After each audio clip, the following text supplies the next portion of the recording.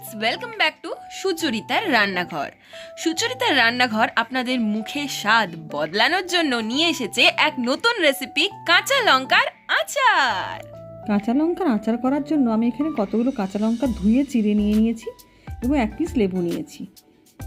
তারপর কড়াটা গরম হলে তাতে 1 চামচ 5 ফোড়ন, 2 চামচ সর্ষে দিয়ে ভালো করে ভেজে নিতে হবে।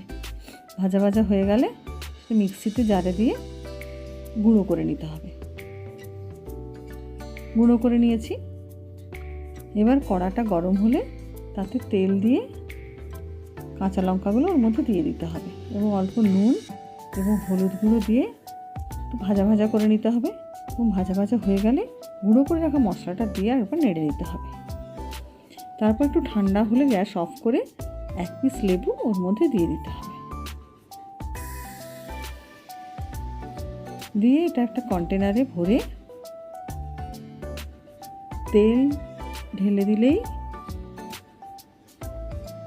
রেডি লঙ্কার আচার। এই লঙ্কার আচারটা আপনি অনেক দিন পর্যন্ত রাখতে পারবেন। সবসময় তেল ভর্তি করে দিয়ে রাখতে হবে, তাহলে এটা অনেক দিন থাকবে।